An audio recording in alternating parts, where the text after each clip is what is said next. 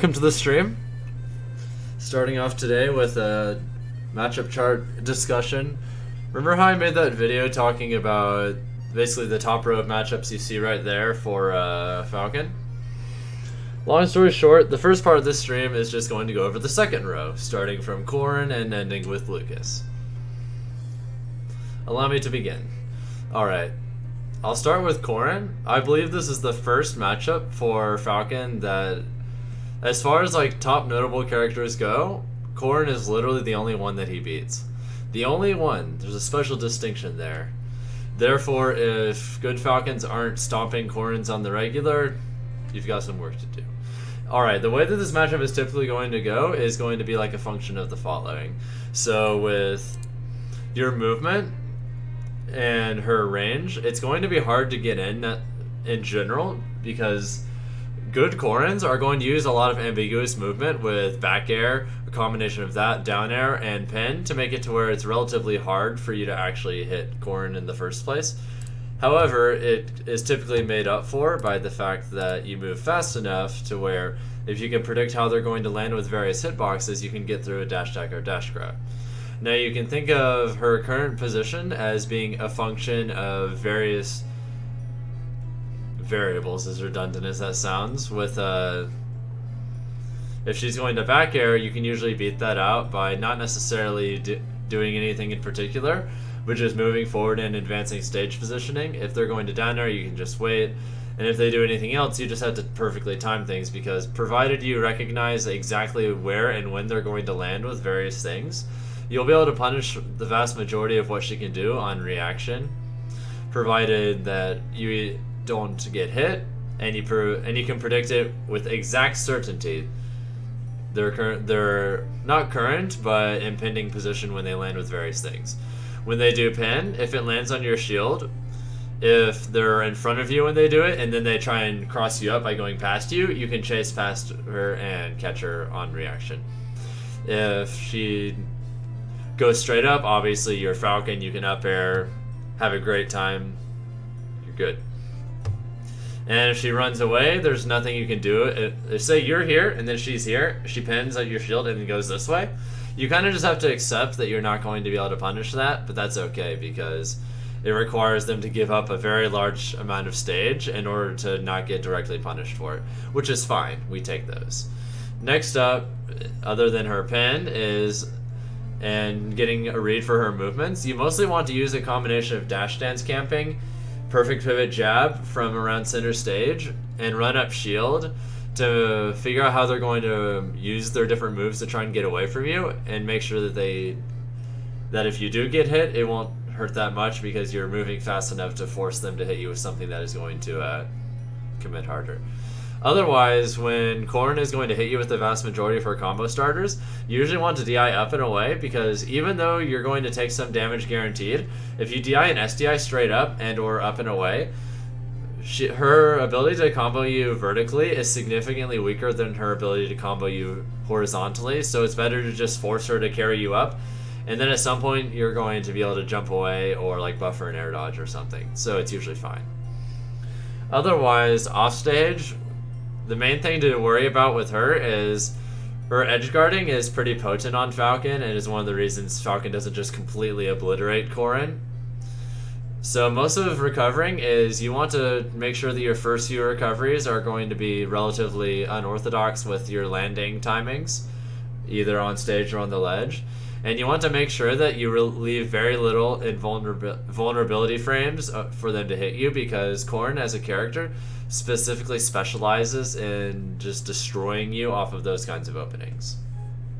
So it's better to just recognize that you're not going to be able to beat the vast majority of what they're doing like that, and then just focus on just focus on leaving as little in vulnerability frames as possible so that you won't get hit by those things. And no, this is not a tier list, I'm just going over matchups with Falcon for the first part of the stream. Anyway, with other than that, you just want to make sure that you can Raptor Trump whenever possible, and that you'll be able to grab ledge whenever possible. But make sure that you do it at constant variable times to make it harder for them to insta-pin you, among other things. And when she's off stage, you can actually chase Corrin pretty decently. But, and yeah, this is the last official tier list probably. But, otherwise, going off stage, you want to not necessarily get below Corrin. Or rather, you don't want to get above her because it's pretty easy for her to deal with you if you get above her. Rather, what you want to do is, suppose Corrin's here, you want to get roughly here. Just a little bit below and diagonal, and is an extremely unfortunate position for Corrin to deal with. She lacks good ways to get people out of her face from that general range, so if she throws out a hitbox and you say forfeited your double jump, you can like reverse up B it on reaction, and it's guaranteed. You can chase with back airs, you can do a lot of things. It's mostly just about reading what they're going to do, and for the most part, you'll be able to edgeguard Corrin at least sometimes. Also, even though part of her up B is invincible, you can down air the top of her head, so you can like true frame and things like that. That about sums up Corrin. On to Lucina. I've actually gone over this matchup before with Marth, so if you're curious about that, you can just read, or not read, but watch my previous video on my channel about Marth. Except you can change it ever so slightly to, I guess, be a little less scared of tipper hitboxes, but be slightly more scared of point blank ones, but that's about it. Either way, it's an even matchup. It's just a very annoying one, and one that if you don't know, it's very easy to get obliterated in. Frostbite Smash 4, you can go to my YouTube channel. I can actually get the video right now and try and link it to you. Let me pull it up real quick.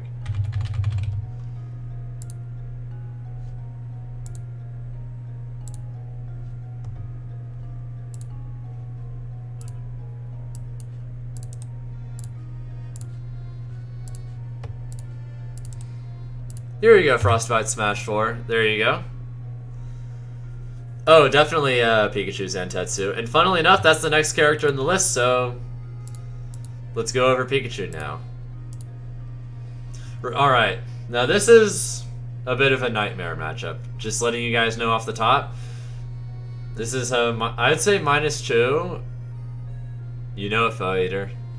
But, I think this matchup is -2 or -3 for Falcon. It's a struggle, point blank. I'll go over that in a second.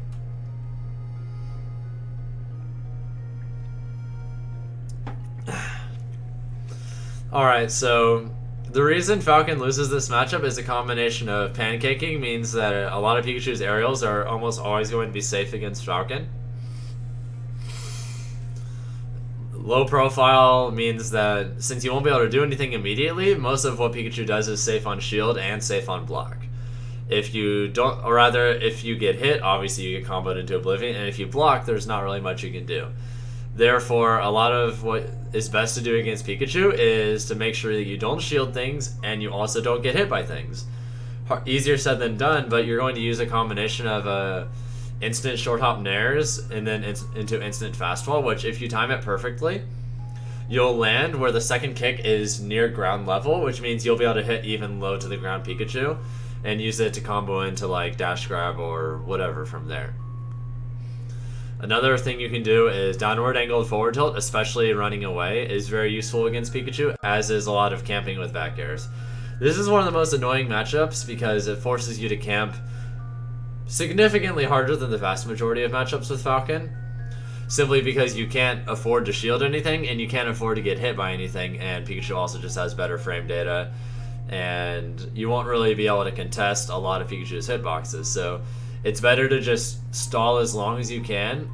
Try to make sure to keep out quick attacks so that they're forced to hit you more honestly, and then from there, either try to space out various things with back air or tipper or F-tilt, or if you have to, try and force trades, because if you're trading with Pikachu, you're winning, because not only do you live significantly longer, assuming you don't get gimped, but you're also just significantly heavier, so you can avoid things like that.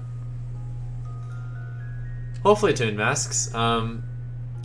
Otherwise, let's see, that's a lot of the neutral game for dealing with quick attack is you want to specifically assume that they're going to up B towards you the vast majority of the time. And if they don't up B, say they do the double up B where you're here and they like across the edge and they go for the most part, you want to try and assume that they're just going to do the twice forward, or And then, because that's going to be the one that is most annoying for you to deal with in general. If they do the other ones, the other ones are really only annoying if they cross up your shield or just go for an aggressive opening that you're just not expecting. But the only one that's going to create especially degenerate opportunities for the Pikachu player, not necessarily you, is the one where they go twice forward across the stage. Therefore, you want to do what you can to make sure that that's not going to work out, which just the aforementioned back airs and F-tilt camping does a good job of dealing with. Otherwise, you want to do a lot of dash dancing and roll. Try to do a lot of cross-up rolls and just rolls in general. You want to force Pikachu to... Well, not necessarily force, but you want Pikachu to get tempted to go for hard reads so that you can punish those things on reaction, because those are one of the few things you can reliably punish on Pikachu. Oh, Pikachu has much better footsies against Falcon. It's not even close. That's the reason it's a struggle. Or one of them. But,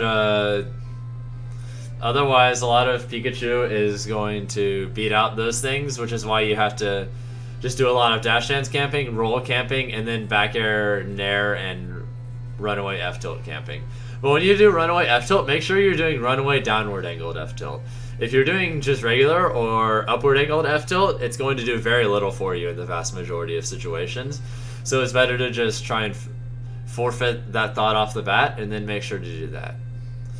Alright, I think that mostly covers what you want to be doing on stage against Pikachu. Oh, I forgot one important thing.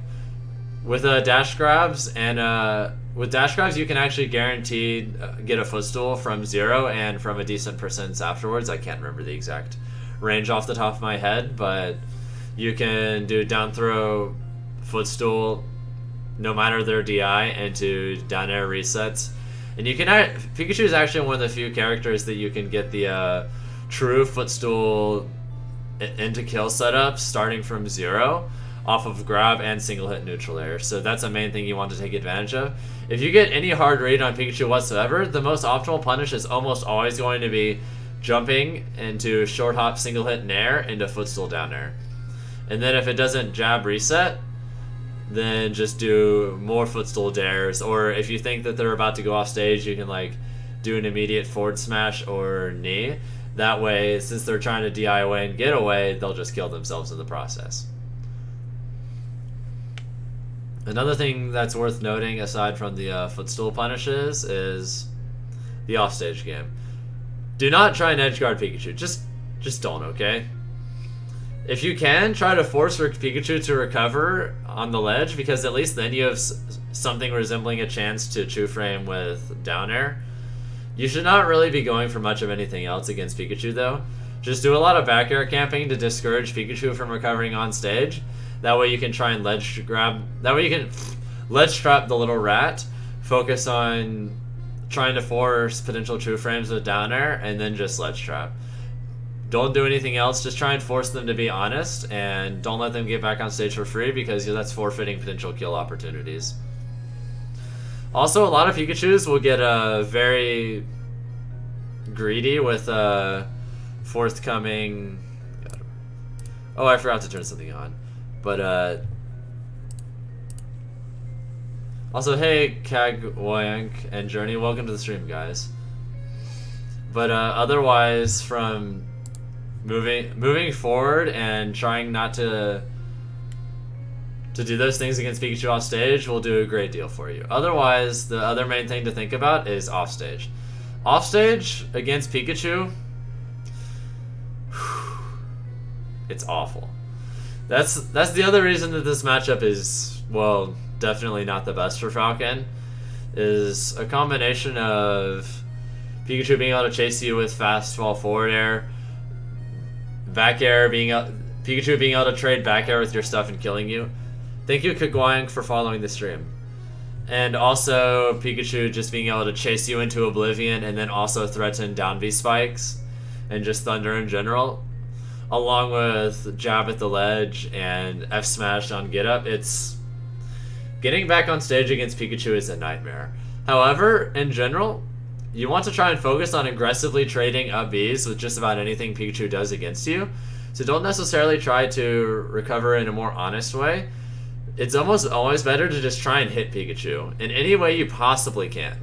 just hit the rodent, get him away, and just focus on trading. And if you can, do so without using your double jump. Because if you can trade a move without using your double jump, yeah, you'll take some damage, and yeah, they'll take some damage. But more often than not, you will then, with your double jump, have enough options at your disposal to where, as long as you know everything that your opponent is capable of at that given moment in time, there will almost always be at least one potential line of decisions that leads to you not getting edge guarded. Thank you, Journey, for hosting the stream, by the way. But aside from that, another thing to note about Pikachu and their edge guarding you is a lot of Pikachus are very eagerly going to try and chase you off stage with down B. And sometimes they'll even do this if like you're ledge trapping. So one thing that's relatively safe to go for and can potentially result in kills is if you think your opponent is, say, trying to ledge trap you, or you're ledge trapping them and you think they're going to do fast fall down B, you can just do short hop air dodge past the ledge. If they up B, you'll be able to on reaction get back on stage before they can actually hit you with something and then keep you off stage, which means you can effectively not have to worry about getting reversaled into being off stage. However, if they do down B, you can read that and then just chase them down and down air, and they die at pretty much every percent. Thank you, SSB Lexo, for following the stream. I'd love to, Journey. Either way, that about sums up Pikachu. On to the next matchup. But first, a little sip of water.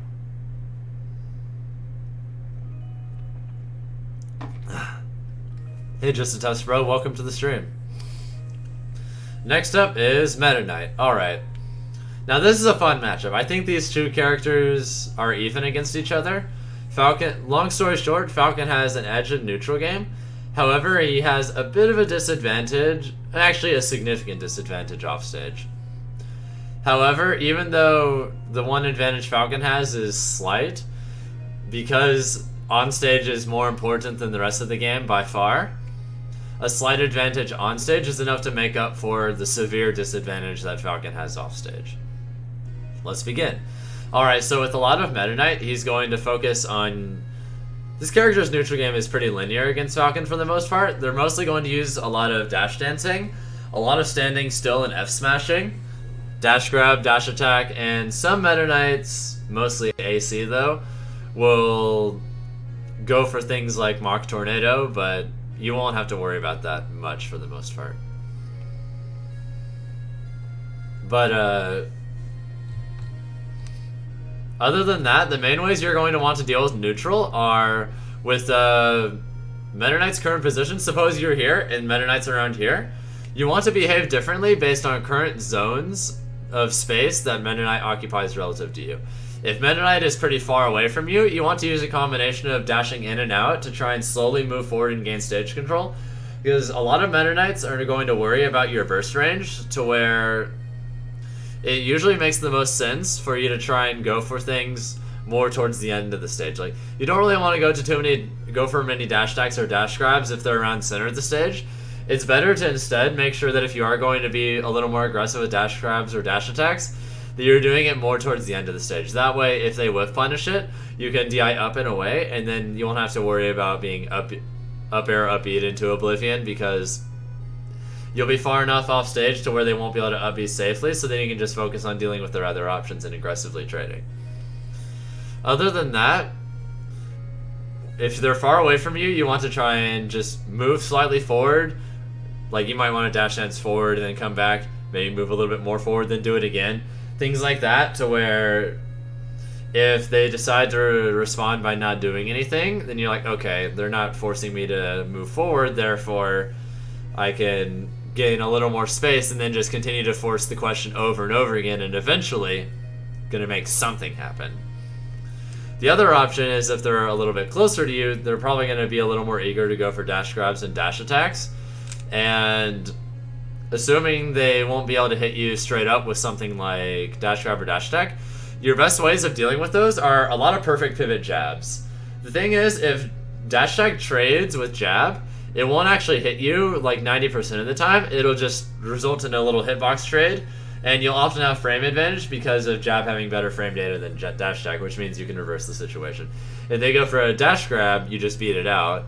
If they go for Mach Tornado, sometimes you can space it out. And other things to keep in mind are that they won't really be able to do much about Perfect Pivot Jab. However, you won't really necessarily gain anything from it. So it's basically just a good way of forcing standoffs to where the moment you release Jab, it begins anew, but it's often quite a stalemate up until that moment.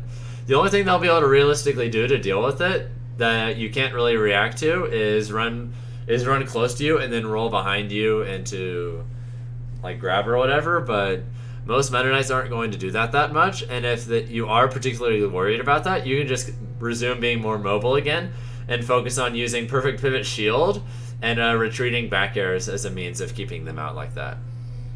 Perfect Pivot Jab is just one of the more reliable and easy ways of beating out a lot of Meta Knight's approach options, and it's good at forcing stalemates that give you more time to watch them and get an idea for how they like to move. Both characters are quite fast and can very realistically cross each other up and just surprise each other, so forcing more honest movement as a means of just gaining information and then learning. Yeah, essentially just a test pro, but some other things to keep in mind, if they're like point blank right next to you, they often won't be able to effectively grab or dash attack because you're too close to them for them to be able to get their better follow-ups. So a lot of the time when Meta Knight is right next to you, they're not necessarily going to just do an option immediately. A lot of the time they're just trying to scare you into pressing a button or like rolling away so they can on reaction dash grab or dash attack that. That way they can get what they want, which is a dash grab or a dash attack. Standing grab usually doesn't yield them anywhere near as much, especially if you DI up and away. So it's better to just force to not get scared when Meta Knight gets really close to you like that, because more often than not, they're just waiting for you to run away so that they can just get their strong options. So just don't be scared. Like, if they're right here, you can just turn around and grab them, or another good thing you can do is like if they're here and you're here, you can like run past them and pivot grab, or just do options that show that you're not scared of them and try and force them to beat you more honestly than just like roll behind you and then wait for you to roll or whatever. Let's see. Other things to keep in mind with neutral game are if you think they're going to dash attack or dash grab, you can actually short hop over both of those options. So there's a lot of value in if they're gonna say run past you, you can like run backwards and then do a short hop to where if they dash attack, you'll be able to just back air them, and then suddenly, because they're already going that way, there's a good chance you'll be able to kill them if they're at decent percents. Because not only are they right at the ledge, which means they don't have that far to go until they die, but because they're also moving that way to begin with, there's a good chance their DI is going to be pretty bad, which means you can take advantage of that and kill them significantly earlier than you often normally would be able to. Let's see. Dealing with a Meta Knight's combo game, you mostly want to aggressively SDI down. You don't necessarily want to play games with Meta Knight and try and mess around with other forms of DI.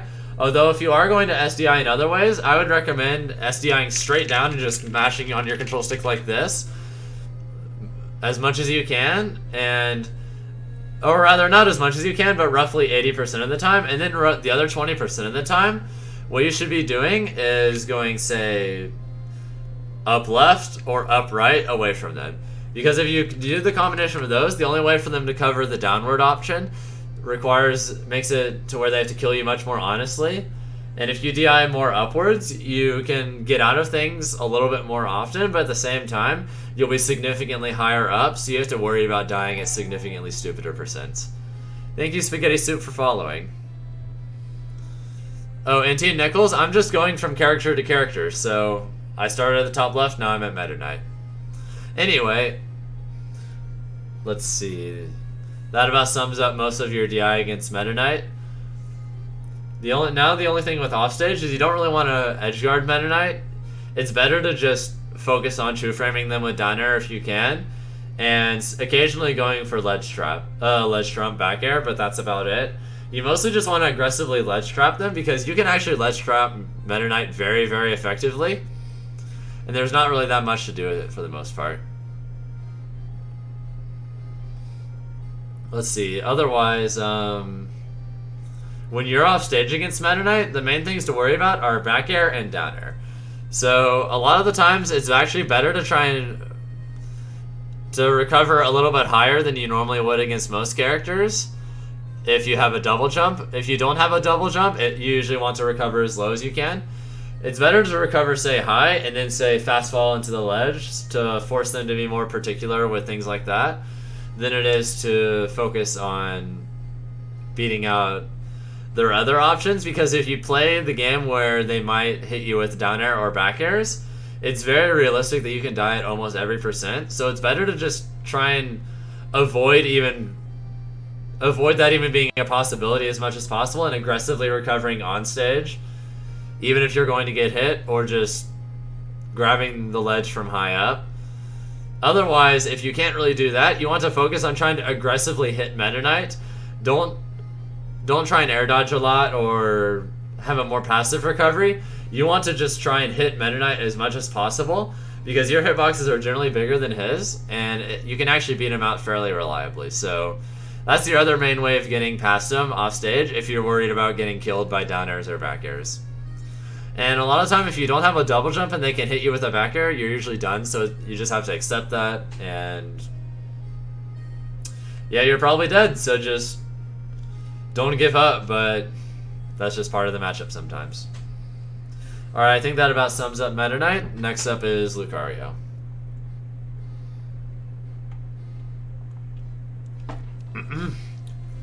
I think this matchup is at top level even, but it's even in a very unorthodox way.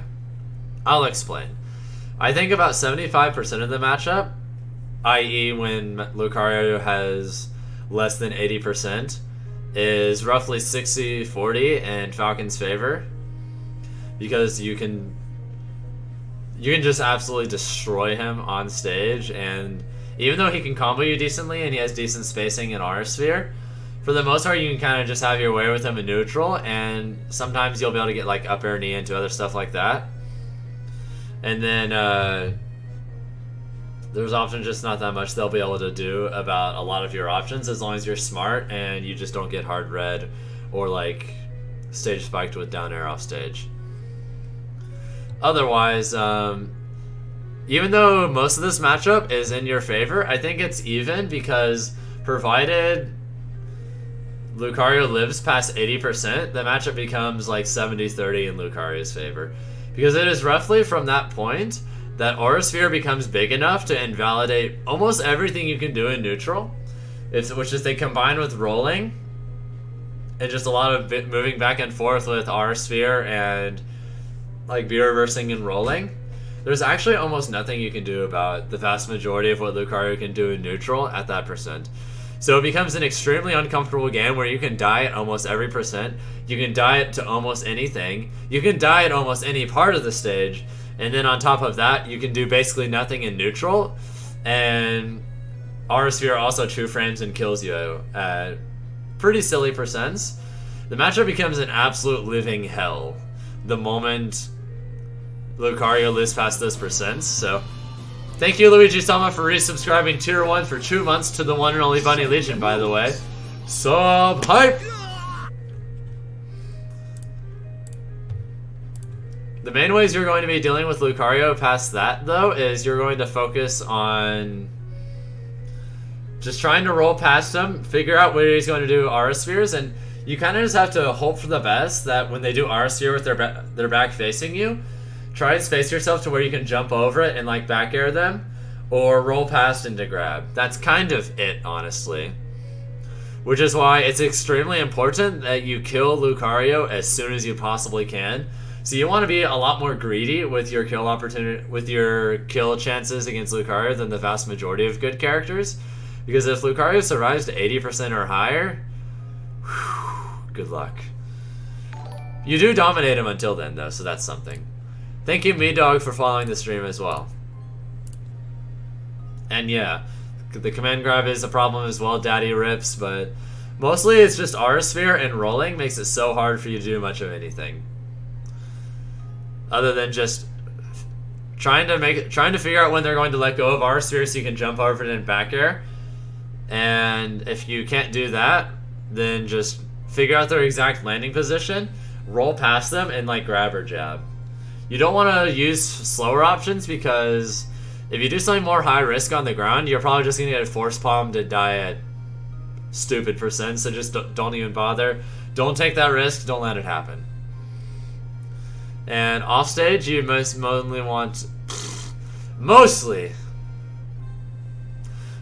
just want to... Yeah, just what I mentioned there. Off stage, you want to, if you can, try and chase them with back airs and chase them with back airs, reverse up B and down air, and just kill him. If you get Lucario off stage and he's past 80% especially, you cannot let him get back under any circumstances. Kill him. Be a lot more greedy with going for kills than you normally would because you can't let them stay there. I think that more or less sums up Lucario, so next up, let's go to Luigi, next character on the right. Okay, with Luigi, I think this matchup is -1 for Falcon, and obviously Luigi wins, but it's not bad. It's a very winnable matchup, it's just one that is slightly in Luigi's favor, mostly due to just how brutally punishing Luigi's grab game is, and Cyclone off stage is a nightmare for Falcon. So basically, if Luigi has advantage, it's god-awful, but it's actually pretty fine for Falcon the rest of the time, and I think Falcon has an advantage in neutral game, and he also can cause quite a lot of problems for Luigi off stage and otherwise, so even though Falcon doesn't do it anywhere near as well as Luigi does on him, your advantage state is still strong enough to where it's worthwhile. Now, with most of your combo game on Luigi, you want to focus on being significantly less focused on forcing frame advantage. For instance, if you grab him at 0 and you do down throw, neutral air into up air, instead of going for another up air, it's usually best to just walk slightly forward and do upward angled forward tilt so that if they try to fall with Nair, which the vast majority of Luigi's will because of their other options being bad, you mostly just want to assume that Luigi's going to Nair, and then use a combination of that and well-spaced forward smashes to just beat out Nair over and over again, get them off stage, and then you can chase them with back airs and down airs. Also, thank you above all for following the stream. Welcome aboard. Let's see. With other things to do with Luigi in neutral, Luigi's dash grab range is actually deceptively large, so it's best to not necessarily stay too close to Luigi. You kind of want to keep your distance and force Luigi to move a lot more and take risks with movement or go for like aggressive dash grabs. A lot of Luigis are going to move a lot with rolls and just running forward after fireballs, so suppose you shield a fireball, you can often safely assume that if they're a decent distance from you that they're going to run forward, which means that is also a good time for you to run forward and go for a dash grab or dash attack. Although dash grab is significantly better against Luigi than dash attack is. I see you, Four Eyes. Either way, though,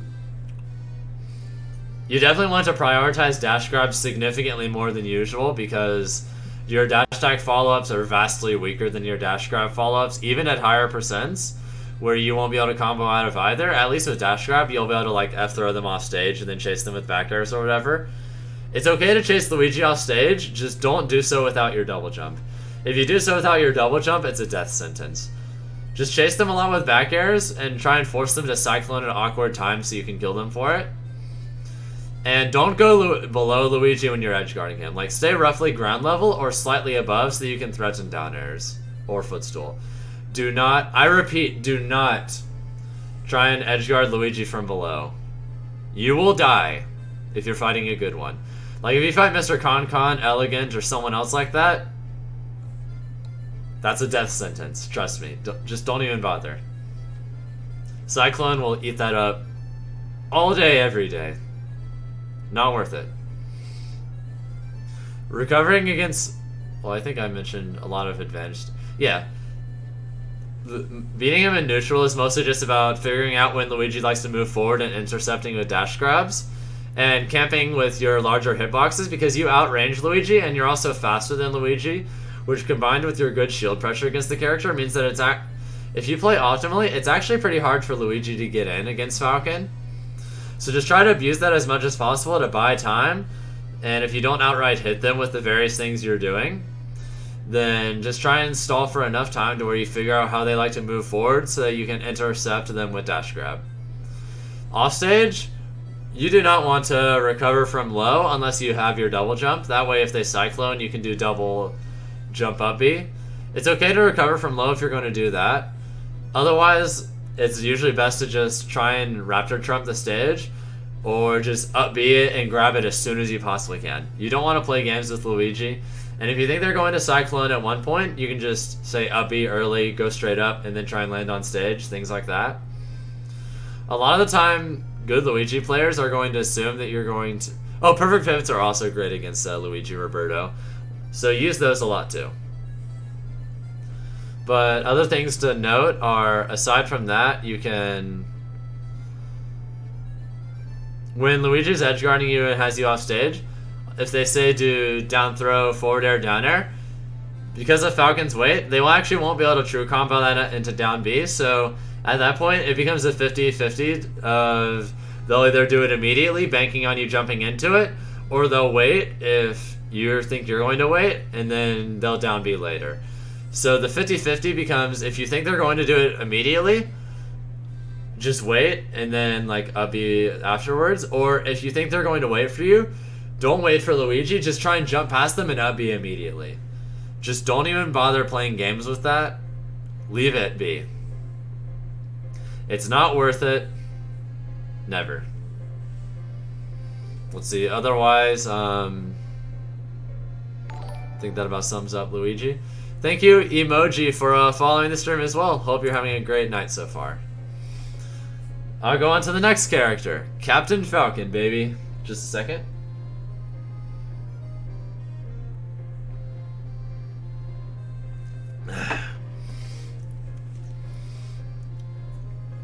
Alright, the Ditto.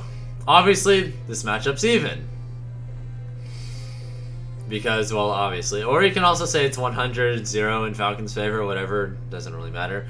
But the Ditto is all about reaction times and just leaving as little openings as possible.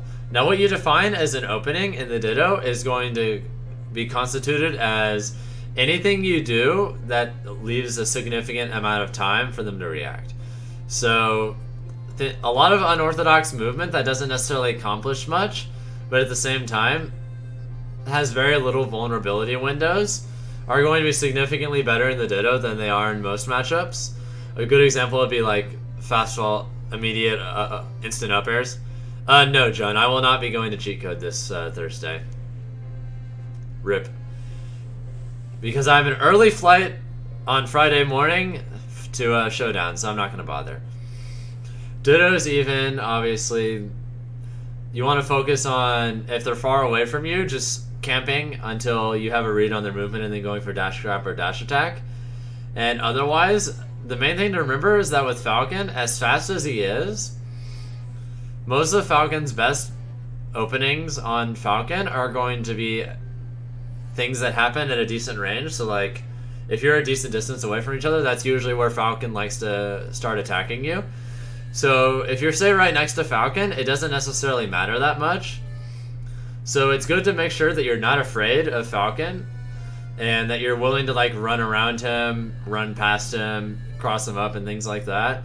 And don't necessarily worry too much about potentially getting blown up with a dash grab or dash attack. Just focus on moving ambiguously and leaving little openings, and it'll be hard for Falcon to do much because the relatively small hitbox on dash grab and dash attack often will make it to where there's often little value in just purely running away from Falcon. Rather, you just want to continue moving ambiguously and leaving little openings. That way, there will be very little room for Falcon to blow you up for anything in particular, and you'll force them to take a lot of guesses and risks, which you can punish on reaction. Otherwise, offstage, you can go pretty ham with back airs and down airs. You can chew frame with up tilt and down air, and you can also try and force them to up B you so you can ledge check, wall jump, down air, or knee, things like that. The combo game is usually going to be a lot more violent than most matchups, since Falcon can realistically zero death Falcon, so you can die at basically every percent, which is one of the reasons I think this is one of the stupidest matchups in the game. because it's very common for one player to win neutral like 2 or even 3 times more than the other player and then still lose, just because they happen to get hit at all the most inconvenient and unlucky times possible. And that's just the matchup. It's percent is almost irrelevant because you can die at almost anything at almost anywhere. Like, it's a fun matchup, but it's also one that I despise in tournament because of that reason. Being the better Falcon it doesn't even come close to guaranteeing the win for you. It's very realistic for a significantly lesser skilled Falcon to win compared to most matchups.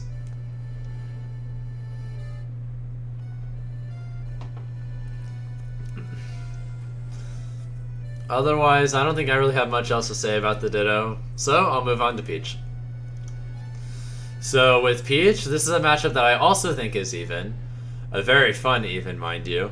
Most of what Peach is going to be doing is not really necessarily going to be easy to react to or punish, because her neutral game with float cancels, she moves quickly enough to where even though she doesn't necessarily move from point A to point B super fast, her movement within a medium zone of space is ambiguous enough to where if you just go for guesses with dash grab or dash attack, you're going to be wrong more often than not, and then she's just going to punish you very heavily for it, which makes it to where good Peach play will make it to where you're very seldom able to effectively approach them, and you instead just have to focus on beating them more honestly in neutral with a combination of like catching their floats with neutral air or back air, or for instance just catching them overextending and like whiff punishing and things like that. A lot of her aerial game you're not necessarily going to be able to dispute outside of dash attack, so you don't really want to use much dash grab or dash attack. Just focus on running around a lot, pressing very few buttons, and when you do press buttons that aren't dash grab or dash attack, the vast majority of the time you want to like run forward and just say do double hit neutral air, and don't even fast fall with it. That way if they float, you can just like, you're putting up a wall with your legs, and it's decently hard for them to get through that, and you can also just beat them out with back air as well. So you can beat a lot of her options from there, just focusing specifically on that. The way that things can also go from there is you have to obviously worry about her shield pressure, but it's usually better to not directly contest her at her shield. You almost always want to roll away or jump the moment there's a tiny opening in like her down airs. She's not really going to want to do much else on your shield consistently, so for the most part, just worry on specifically mitigating the threat of down air as much as possible. Because if you get hit by down airs, let go of shield, or you come out of shield foolishly with something that isn't roll or jump, then you're probably just going to get down air forward aired, and then you're off stage, which sucks. Otherwise, let's see. Off stage, getting back on stage and grabbing the ledge is mostly just going to be about figuring out their little down air patterns, and then just you have enough flexibility through raptor trumping, up B, and regular side B to where if you're smart enough and you can predict how they're going to try and cover the ledge with down air, you'll be able to get around it the vast majority of the time. Another thing that's also solidly effective against her is if you think say you have your double jump and you can get pretty close, you can often just aggressively try and trade your up B with down air. Because of it being a multi-hit, even if the moves trade, they'll still take more damage than you will, and they won't be able to edge guard you anymore. Also, hey Matty G, Mike, and Estrella, welcome to the stream, guys. Having a great night so far. And thank you, the Decaying Penguin, for following the stream as well. Otherwise, it's mostly going to be about just continuing to move forward, just figuring out those down air patterns so you don't get scooped up into forward airs, and aggressively trading when you can with up B. You don't really want to do it with other aerials that much though. And you can kind of edge guard her sometimes, but for the most part it's better to just focus on ledge trapping her because her get up options from the ledge are not the best. So a lot of good Peaches are going to just try and jump, air dodge past you a lot of the time from the ledge. So just wait for it and then just back air. Otherwise, just use your normal trusty jabs and you should be fine. Regarding like keeping her in disadvantage, you don't really want to focus on comboing Peach so much. It's better to just up air to the ends of the world and back and just continue to spam it as much as possible. Spamming up air and back air are your main things to do. Like, don't necessarily try and force combos or like fast fall up air knee or whatever. It's better to just try and aggressively make them air dodge, and then if you do your up airs well enough, you'll usually be able to do another one anyway. So just trap them and just assume they're going to do down air the vast majority of the time, and just focus on beating that out with well-placed up airs over and over and over again, and you should be fine. That about sums up Peach. Let's go on to Olimar. So Olimar is another matchup that I think is even. There's a common theme here for this tier. But this matchup is a very annoying one, and it's one that both characters can absolutely destroy each other.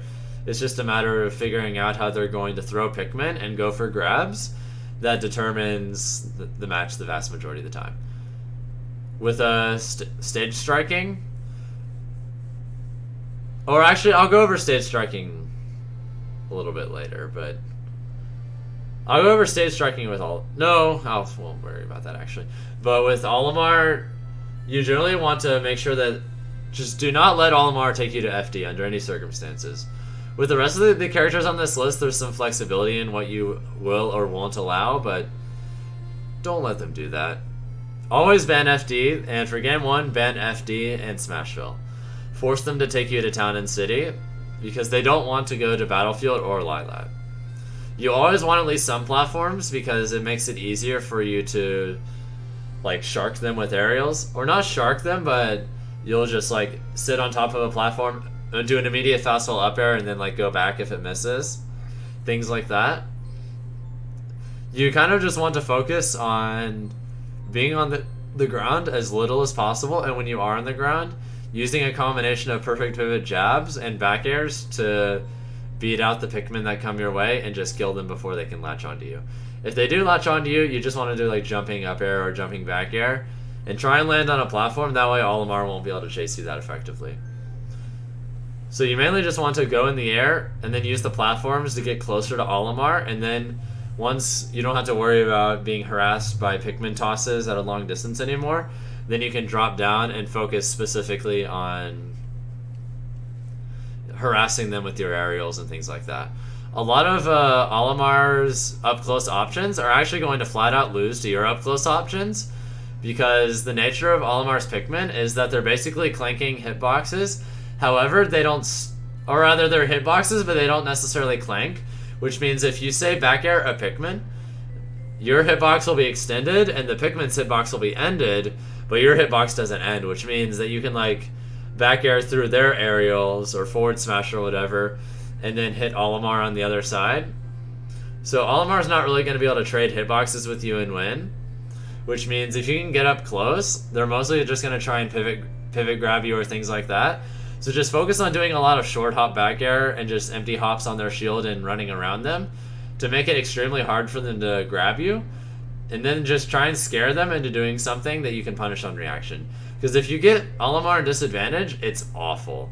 It's kind of like Peach, but significantly worse.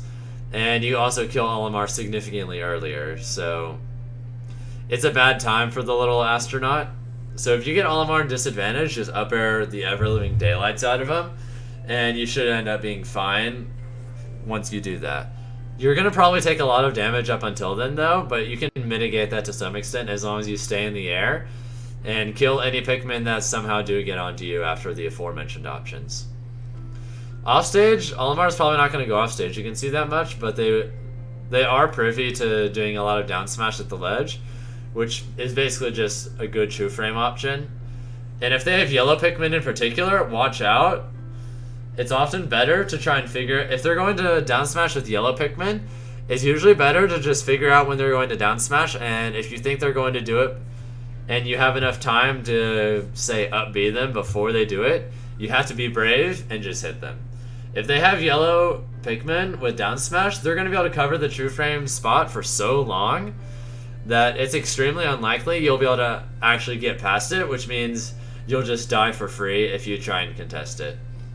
Therefore, don't contest it. You just have to be brave, and if they're going to let go of it late because they're waiting for you to like expend all of your options, just go for the throat early and hit them before they can. And if they don't have yellow Pikmin, you can just recover normally. Just try and figure out when they're going to true frame you, and then just make sure that you grab the ledge at a different true frames than that, and you'll be fine. Just, you don't want to play games with yellow Pikmin at the ledge. Just don't do it. So always keep an eye on their current lineup so that you won't have to worry about that. Or you'll have to worry about it as little as possible, rather. Let's see. Next for Olimar, you can edgeguard him pretty solidly. However, I don't recommend trying to kill Olimar off stage so much as just racking up damage. A lot of the time, the only thing you'll be able to realistically and consistently hit Olimar with off stage is just lots and lots of up airs.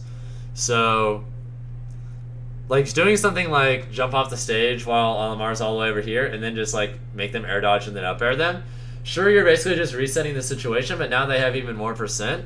And Olimar doesn't benefit that much from Rage, whereas now you can just kill them that much easier. And you can kill them off of tons of stray hits, since a lot of what you are going to be hitting Olimar with in neutral anyway is stuff like back air, which makes it easier for you to just randomly kill Olimar off stray hits compared to most characters. So that's okay, you can just focus on that, move forward, and you should be fine with that. Alright, next up, let's go to Donkey Kong.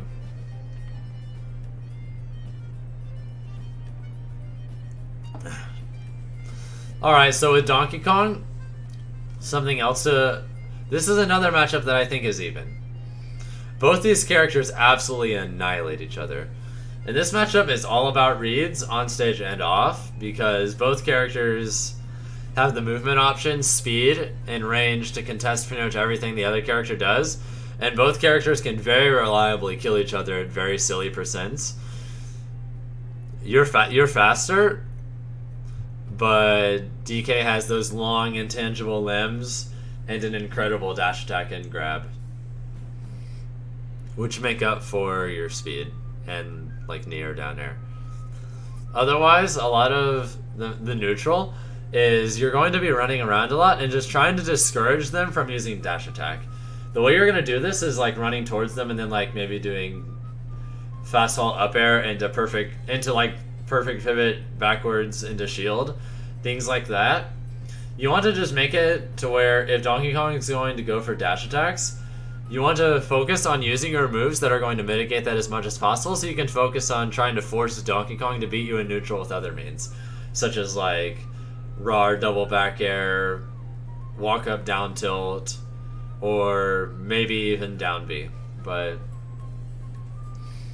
just continue to move forward, continue to mitigate dash attack, and force him to use his other options, because if he uses dash attack at low percents, they'll be able to do like perfect hood up tilt into imagination. They'll be able to, sometimes they'll be able to grab you out of it, or you'll be off stage and then they'll be able to like back air or down air you, and they can kill you at basically every percent off stage if they down air you. But otherwise with Donkey Kong, just continue to mitigate dash attack, and when they're using their other options, just stall for enough time to where you can figure out their movement options and then go for lots of dash grabs and dash attacks. This matchup, more than most, is specifically contingent on effectively being able to dash grab and dash attack your opponent. So if you're having some struggles with that, now is a good time to really fine-tune that, because you're going to need it against DK. You're going to be a lot more grab and dash attack happy than you are in most matchups, precisely because of his size makes it to where it's significantly easier for you to land them on DK compared to most characters. With combos, you generally want to not really get greedy. Just if you grab him at 0, do like down throw, neutral air, up air, and then just like try and stay below him and like upward angle at F tilt and things like that, because a lot of DKs will try to break out of your options immediately with like DK slide clone. So just don't contest it, and just wait for them to land, some things like that. Off stage, you want to mainly just read how they're going to come after you. If they come after you with back airs, you want to recover really low and just try and grab the ledge. If you're worried about down air, try and figure out the exact specific timing they're going to do it, and then either get to the side of them and try and trade and try and hit them with something, or recover above them if you can. But if DK is going to try and spike you, the vast majority of the time your best option is going to be to just hit them. If they go for like neutral airs, back airs, or up B, you don't want to try and hit them. So it's mainly just a matter of trying to read whether you think they're going for a spike, in which case you hit them before or after, or you read that they're not going for a spike, in which case you just try to recover as low as possible and don't challenge them, because you're not really going to be able to challenge those other options effectively the vast majority of the time.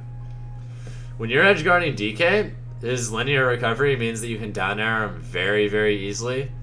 And yes, he has an enormous ding-dong window, but I'll go into that in a second. But you want to be very aggressive with going with down airs. A lot of DKs, because they know that you're going to go for down air, will delay their up B. So most of the time, you want to assume that DK is going to delay their up B enough to where they're going to land towards the end of the move. So just pretend you're going to down air earlier to be like, oh, to make them think, oh, here they come with a down air, let me just delay this so I get past it. A lot of time you just want to fake the early dares to make them do the delayed ones, and then just wait it out and then down air them, and they won't have any other options at that point. Because if DK decides to up B early, then they can at least represent other options, like they can either up B and then just go straight on stage, they can go to the ledge, they can fade back out. Whereas if they do up B from more of a distance or delay it, then they'll have no choice but to go to the ledge at a highly specific timing, which means if you read that option in particular, then you just have to position yourself and they're dead at basically every percent. Otherwise, if you think they're going to stop doing that because perhaps you've dissuaded them from doing it because of how many times you've down aired them already, then you can just go for the immediate down air instead of waiting for the delay, which will usually work at that point. And yeah, Four Eyes. Falcon has the biggest ding-dong window out of all the characters, or maybe not the biggest, but certainly one of the biggest. I can't quite remember off the top of my head, but it's enormous, and it's bad. So you don't want to get hit by that, and the best thing you can do is to just make sure that you're focused specifically on taking away that option as much as you possibly can. It's just not worth it. If you get at those percents, just don't even worry about it, and you have to still be as aggressive as you normally are with most options. Just the best thing you can do to not get grabbed is do lots of empty hops into rolls, empty hop into jab, and like empty hop into spot dodge. Just a lot of empty hopping and just dash dancing in general to make it to where they have to go for more risks with it is going to be your best bet, because if you try and throw out a lot of hitboxes, they'll just be able to outrange you and then go over it. Oh, NT Nichols, Ryu is in my previous video, the one that I'm posting right here. So if you want to hear Ryu, just watch this video, okay? This will be up on YouTube later as well. Let's see, otherwise, let's see, that's playing around grab. Is there anything I'm forgetting? That sounds about right. Oh, ban Town and City. Next up, let's go to Toon Link. Just a second.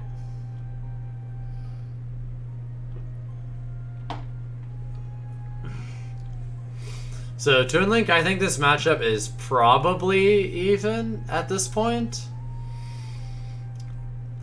It's either even or very, very slightly Toon Link's favor, but honestly, at this point in the metagame, I just think it's even.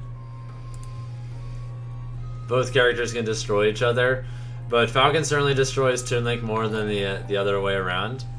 Thank you, Consumed Aqua, for following, by the way. Anyway, next up is with Toon Link, most of what you're going to be doing in your matchups, or rather specifically against Toon Link, is they're going to focus on doing a combination of boomerang, retreating zairs, retreating back airs, and like perfect pivot up tilt and just to try and buy enough space to... Just a second. Thank you, Nick, 30,240 for subscribing with Amazon Prime to the one and only Bunny Legion. Sub hype. But the other thing to keep in mind is those options with Toon Link, while they're all good, none of them are really going to lead into anything particularly damaging except for perfect pivot up tilt. So in a lot of cases, you don't necessarily want to respect those other moves too much, because even if you get hit by them, you only take like 10 at best, and then nothing else happens. And Toon Link's disadvantage state is not really strong enough to force much out of you. So the vast majority of the time, just try not to get hit by up tilt, and try not to get hit by like up air, and you probably won't have to worry about much else. Oh, and also don't get hit by bombs. Don't get hit by bombs, up tilt, or up air. As long as you get hit by pretty much anything else outside of like kill percents, just you can mostly shrug it off. So you can be a little more reckless with your openings, just as long as they're not being exposed to those particular moves. Otherwise, a lot of Toon Link is going to be doing the aforementioned moves from before, specifically as a means of buying the time necessary to get bomb. Because it is with bomb that everything else for Toon Link starts falling into place. From there, they'll be able to pressure your shields pretty effectively, because they'll be able to do things like throw a bomb at your shield, and then like catch it and forward air your shield at the same time into another bomb toss, or just other stuff like that as well. And they'll usually, with one bomb, they'll be able to buy enough time or hit you to where they can just immediately get another bomb out. So for the most part, once Toon Link has bomb stuff set up and is establishing bombs, you're not really going to be able to do that much. So it's usually better to not really directly challenge Toon Link at this point. Just focus a lot more. If you're going to do something like rolling, instead of rolling, what you should do is short hop air dodge backwards into immediate buffered aerial. Because if you buffer an aerial out of an instant short hop air dodge with Falcon, you'll actually be able to land with no landing lag and instantly do something else.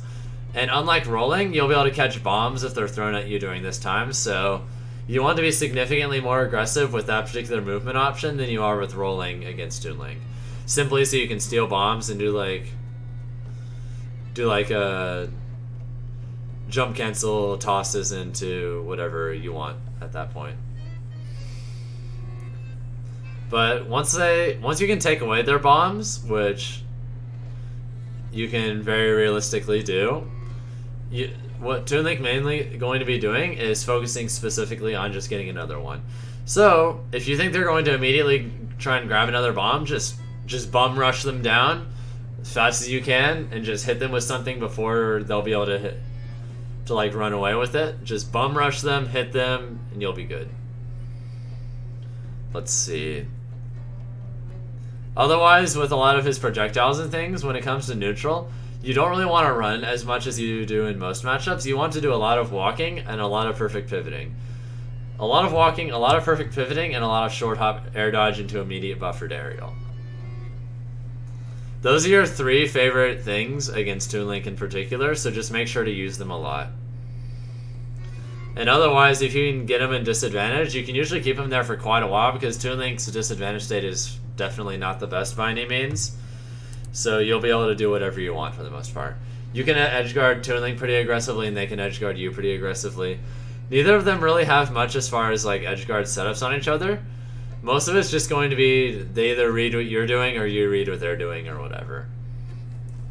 So just apply the same common sense you would in like most characters with very average offstage games. Because the only thing you can really have to worry about that much with Toon Link is if they might try and true frame you with down air, which is scary. If you think they're going to go for down air, just make sure that you recover during a true frame window that is not during that. And make sure that whatever recovery option you use leaves as little vulnerability frames as possible. Otherwise, you'll die at virtually any percent if they catch the down air. I think that about sums up Toon Link. Let's go to Bowser next.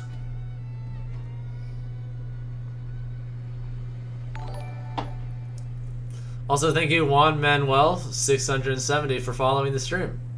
Hope you're having a good night so far. Next up, Barney and Friends.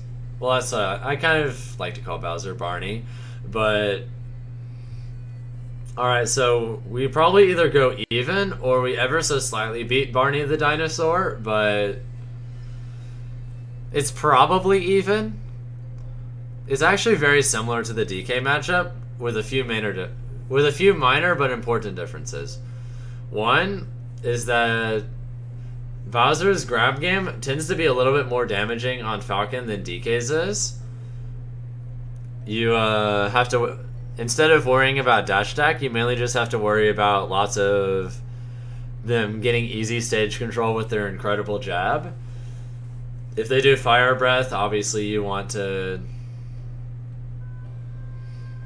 can just like jump over it and back air them or whatever. If they do Fire Breath at the ledge, just try and up B like past it and grab them, and just continue to mash up B if they continue to hold it, because eventually you'll get through and hit them. No F mine. But eventually you'll be able to just power through the flamethrower once it dies down, and if you just keep mashing up B, you'll be able to brute force your command grab through there and hit them, and you'll do more damage to Bowser than they'll do to you, and you'll usually be able to get back on stage at that point.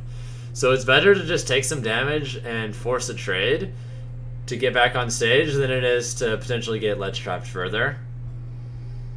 The reason I think Falcon doesn't really overpower Bowser is Bowser's incredible grab game, solid dash attack, and incredibly scary offstage game. I think Bowser is scarier offstage than DK is for Falcon. Combined with a generally more damaging grab game, a generally bigger window to kill confirm Falcon off of grabs, and he's also just better at just raw killing Falcon with random like back airs or things like that. Like Bowser generally has a scarier neutral game, aside from dash attack. But otherwise, it's pretty similar to the DK one, so I think I can mainly just skim over this one a bit. Alright, which means next up is the Villager matchup. This one is, I think, -1 for Falcon. Villager wins slightly, but it's not bad.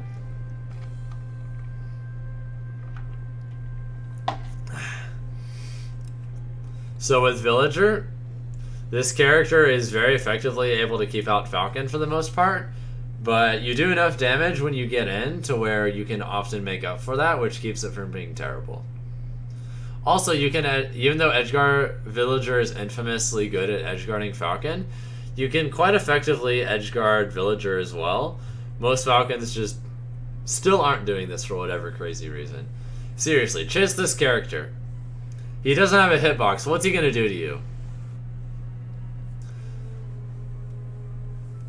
But Villager's neutral game is mostly going to be a combination of like short hop neutral air into another neutral air, short hop neutral air into fast fall, like land on the ground into another neutral air, that into forward airs, short hop neutral air into faking a second one into like a spot dodge into roll, and also just using Lloyd rockets and fairs in between that, which makes it extremely hard for Falcon to actually get through that, because Villager can throw out hitboxes fast enough to keep out the vast majority of what Falcon does. And you're really only going to be able to get through and hit him when you read an exact pattern that he's going to do ahead of time. Like, you're not really going to beat the vast majority of Villager's movement options and attack options on reaction. You kind of just have to predict which one they're going to do and exactly when, and then exactly time yourself so you get through that tiny little opening.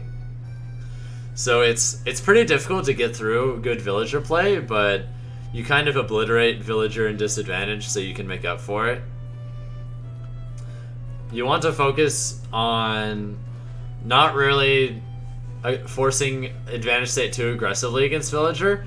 A lot of times it's not really good for them to air dodge, so you don't really want to press any buttons. You just want to wait till they throw out a hitbox and then run out of the way and like pivot F tilt them, or maybe if they're going to follow it down air, if they're doing a like drifting away from you can dash attack. Don't dash grab that, by the way. Just dash attack every time. That way, even if you trade, you still have them at disadvantage. You can still keep them in disadvantage. If they do other things, you can just up air it.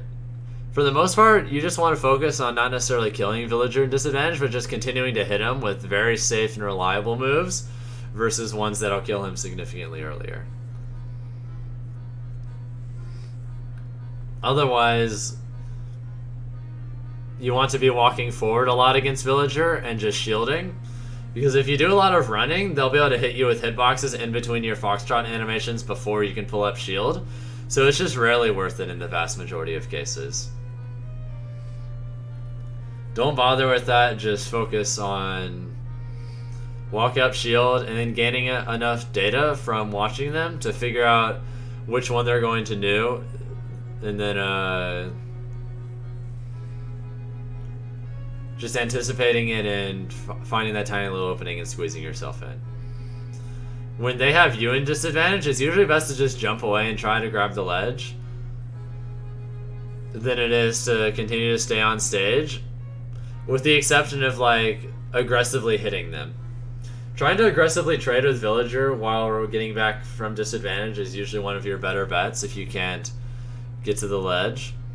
And if you can use Falcon Kick maybe a little more generously against Villager than a lot of characters, because it will beat the vast majority of ways in which Villager wants to cover your options from below.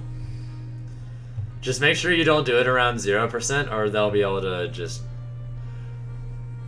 on reaction like dash grab into a bunch of forward airs and then you're off stage. Otherwise, with ledge trapping, or rather being ledge trapped by Villager, most of what they're going to be doing is a combination of neutral airs and then just bowling ball.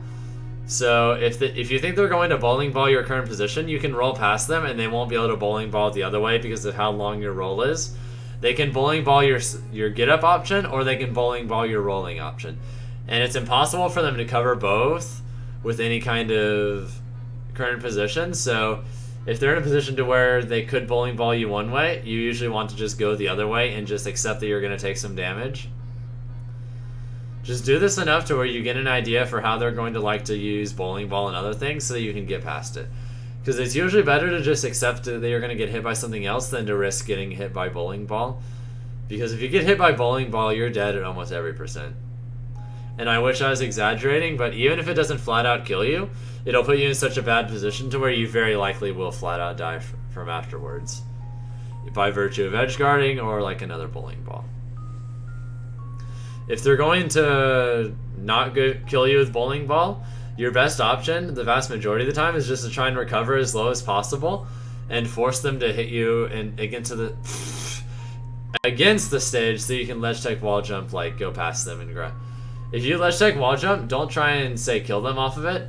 Do ledge tech wall jump into Raptor Trump, or like ledge tech wall jump into Raptor Boost on stage, or ledge tech wall jump into Up B on stage. Just don't play games with that. Get back on stage, and don't worry about playing the offstage game with Villager unless you're the one initiating.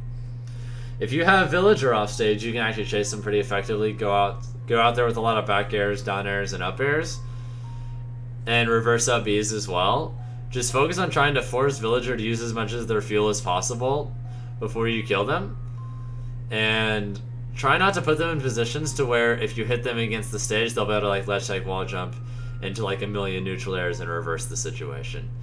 Just make sure that you hit them against the stage as little as possible. Just hit them away from it, up air them away from it, or down air them, or reverse up air the other way. Just don't play games at the ledge, because that's what Villager wants and you will very often die for it. So as long as you can edge guard them in ways that don't necessitate hitting them into the stage, you should be fine. And very often you'll actually be able to kill Villager as well, as both characters can edge guard each other pretty effectively. Next up is Greninja. Alright, I think this matchup is even. It can be a very annoying even, because Greninja has various movement options combined with pancaking to where it can be very hard for Falcon to hit him, even in a lot of situations you would traditionally expect. So a lot of this matchup is just going to be all about very patient movement reads and just stalling as much as you can with how you try to go for your approach options. It's usually not worth it to go with particularly aggressively with dash grab and dash attack against Greninja. Most of the time, they're going to be using a combination of Water Shuriken, like a crawling down tilt, if they're smart anyway. The woke Greninjas know that crawling down tilt is godlike against Falcon. Anyway, the crawling down tilts, Water Shuriken, retreating forward airs, and just like a lot of running around, and then combine that with like full hop, just full hopping and then immediately landing on stage, or full hop back airs, things like that, are going to be what Greninja is mainly using to just make your life uncomfortable and make it hard for you to get in. And a lot of the time it can be hard for you to get in, because I think Greninja has a slight advantage in neutral game in this matchup. It's only very slight, mind you, but at the same time, if you read how they're going to throw out a certain move, or you read that they're going to go for a certain movement option, you can just intercept them with dash grab or dash attack before they're able to react in a lot of cases. So a lot of successful Falcon play in this matchup is just going to be reading which particular thing they're going to be going for, and then just hijacking it before they can like jump, before they can do a pancaking down tilt or things like that. Another reason that if you start beating out those options with specifically those like I mentioned, then a lot of Greninjas, or at least the woke ones in this matchup, will start relying a lot more on microspacing with crouching down tilt, because it's very hard for you to actually contest that move. You can't dash grab it in most, outside of like very rare situations. Same with dash attack. You won't really be able to jab it much either. You won't be able to fastball up air it. You won't be able to do much of anything. You kind of just have to back air and hope for the best. And a lot of the times, if they know that you're going to back air, then they'll just like, they can do like perfect pivot forwards into up tilt, into imagination, or things like that. Both these characters have a lot of ways they can check each other for pretty much everything they do. If Falcon gets too antsy with dash grabs and dash attacks, Greninja can use a combination of retreating forward air, more aggressive Water Shurikens, and crouching down tilts to just reliably punish those and then set up strong punishes. If Falcon just focuses on zoning using a combination of speed and hitboxes, Greninja can just be like, okay, that's cool, and start camping with Water Shuriken and retreating forward airs. And if you're not really going to be aggressive with any means whatsoever, then Greninja can start going in a lot more themselves, using a combination of like well-spaced forward airs, short hop fastball neutral air, and like run past you into pivot grab back throw and things like that. It's usually not worth it for Greninja to be aggressive with other options, so whenever Greninja's running towards you, you usually don't have to worry too much about that. Sure, you might get dash attacked, but they're not really going to be able to directly do anything out of it. Their dash attack mostly just gains them a huge advantage in stage control, and then they'll be able to like frame trap you and chase your landings from there. But you usually don't have to worry about that as much as the other options, so it's better to just focus specifically on not getting hit by down tilt, not getting hit by dash grab into down throw at early percents, and especially don't get hit by fastball and neutral air. For the love of God, do not get hit by that move, because that leads into imagination with Greninja. As long as you don't get hit by that move, you're not going to have to... Or up tilt, don't get hit by that move either. As long as you don't get hit by those two moves, they won't be able to do their footstool combos that deal like 80 damage or whatever on you. And trust me, those are actually realistic and fairly reliable on Falcon in particular, so if you get hit by one of those moves, you could realistically take like 80 damage or something, and that's not even a joke. We have a local Greninja player named Jarvis who never travels, but he does like 70 damage combos to me if I make one of those mistakes. Blah. But it won't happen that often, so you don't have to worry about it too much. Just make sure you don't get hit by those moves, and you won't have to worry about it for the most part.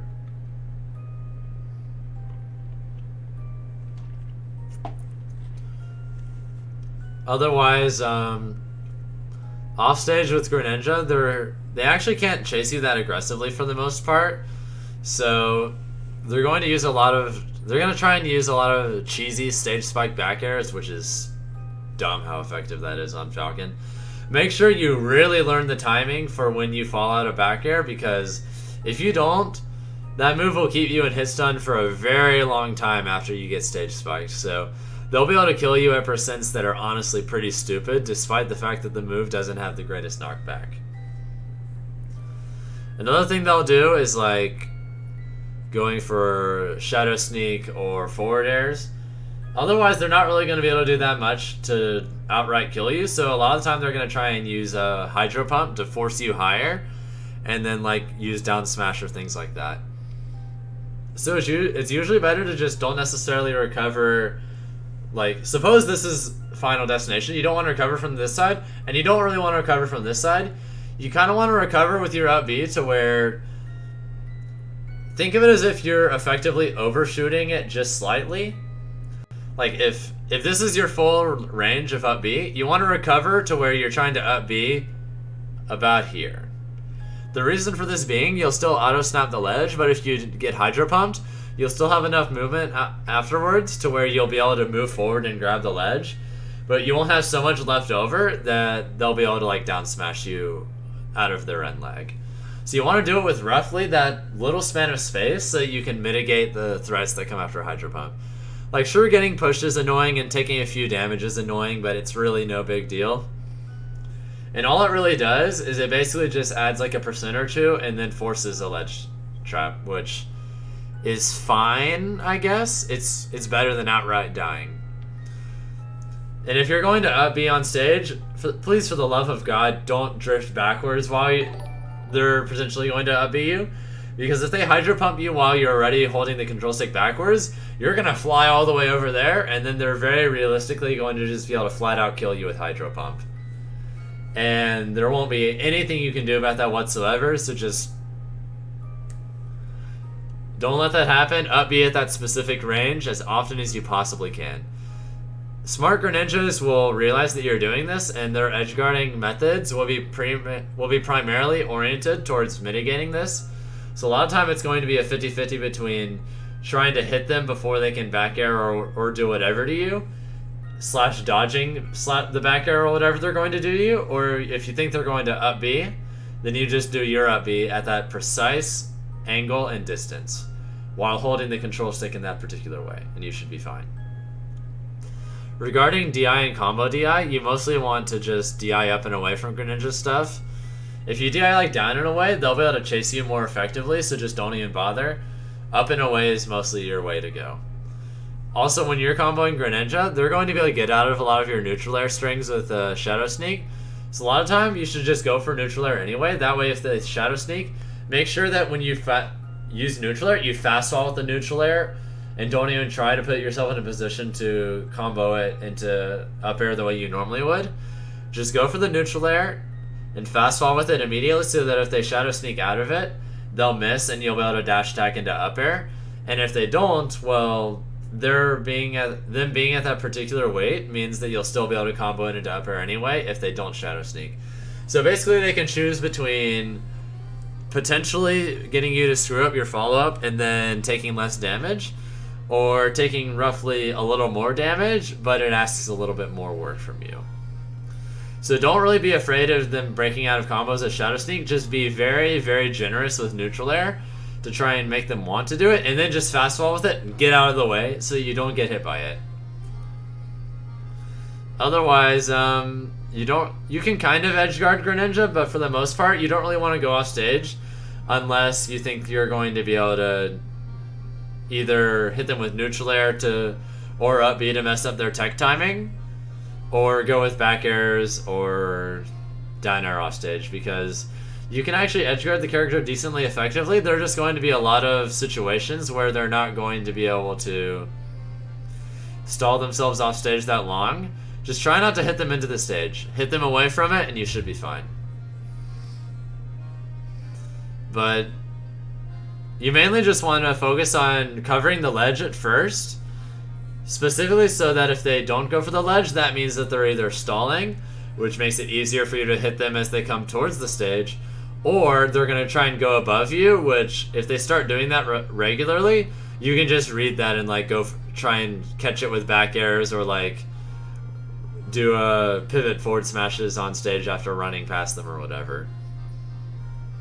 You mostly just want to try and force them to recover to the ledge so that you can down air or things like that. And I think that about sums up Greninja. Also, thank you M3B for following the stream. Hope you're having a great night so far, and same with you, MVP Lunar. Welcome to the stream. Alright, after Greninja, let's go to a matchup that I arguably know better than anyone else on the planet. And that is the Megaman matchup. I'm going to take a quick sip of water first, though.